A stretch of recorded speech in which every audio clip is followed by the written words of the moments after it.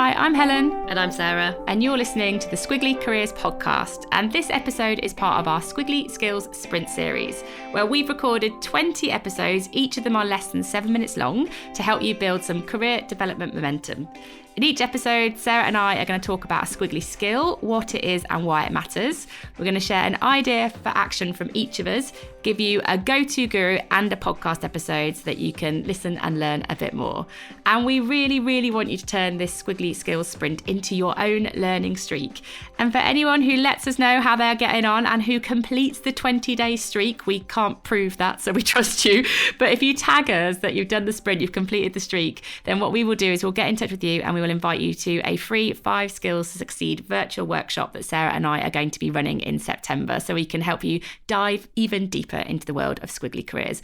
All you've got to do is tag @AmazingIf in any of your social posts and then we'll be in touch.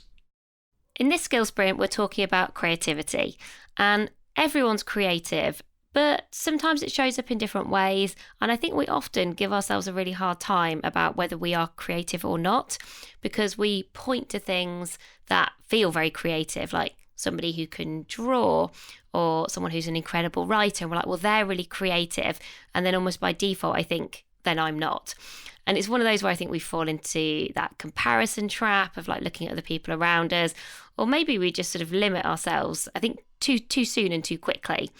But being creative is so important. It's one of the skills that is the least likely to be replaced by AI.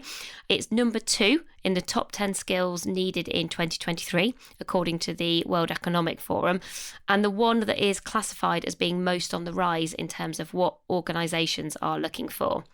And I think when organisations say they want people to be creative, what they're talking about is we want people to think creatively about problem solving, about spotting opportunities, about doing things differently, about how we navigate change.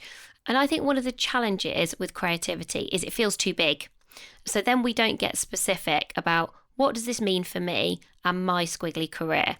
What does being creative look like? And what are the tools and techniques that are going to help me to be even better and more creative in my job today, but also to be creative in the future with maybe how I think about my career? I always find it easier to think about what am I creating rather than how creative am I being. And it's sort of just words play really, but as long as you can connect with creativity in your own way, I think that's the most important outcome. So words help me.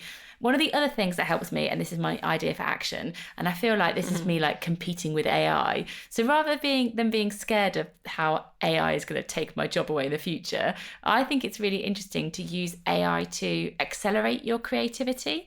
So I'm really enjoying at the moment playing around with different AI tools to help me to be more creative. So for example, there's a tool called Midjourney, and it really helps you to visualize your ideas. And so I'm sort of playing with that to help create different imagery around what squiggly careers could look like. And it's quite fun. And it's much quicker than I could draw it. And it's probably much quicker than I can communicate it. So that's helping me sort of creatively bring my ideas to life. Equally, you can use tools like ChatGPT or WordTune. And I might say like, I've got this idea about an article that helps people to be more practically creative at work. What are 10 ideas for what that could look like? And I might look at those ideas and think, actually, that's an idea that I want to get more creative with. I want to put more of my brain on that idea. And so I think rather than looking at AI is going to take our jobs, therefore I need to be more creative, how can AI accelerate my creativity is definitely something that I'm playing with at the moment. And my idea for action here is called 8 in 8. And this is something that Helen and I had the opportunity to try out and practice really recently. And it worked in terms of helping us to create new ideas quickly. So the idea here is that you have 8 minutes and you basically fold a bit of paper into 8. And in 8 minutes, you come up with 8 ideas, not just random ideas. There's a topic or a theme or a problem you're trying to solve. And I would say, having seen this in action, having somebody facilitate this is really important, because you do need some rules, essentially. You need some parameters. So the 8 in 8 is a bit of a forcing function to sort of say, everyone's quiet, there's sort of no talking, but you're very clear on what you're trying to do in that 8 minutes. After the 8 minutes, then there are a couple of ways I think you can take these forward. Firstly, everybody explains their ideas, but in an incredibly tight way. So it's not, you spend the next hour, everybody going through their 8 ideas. And so I think seeing someone demonstrate this is really helpful. And we saw someone do this in a really brilliant way. He was like, first idea is ... Second idea is ... My third idea, so you're taking like 10, 20 seconds on each of them. No one critiques them. You just listen and you start to spot themes as you kind of hear everybody talk them through. And then you go into smaller groups and you build on one or two of those ideas that you've heard. They might be from another group, so you might be swapping ideas, or you might just be taking one of the 8 in 8 that you created. So it's a really simple, it's a straightforward tool. I think a few people have said to me, oh, Google have used it.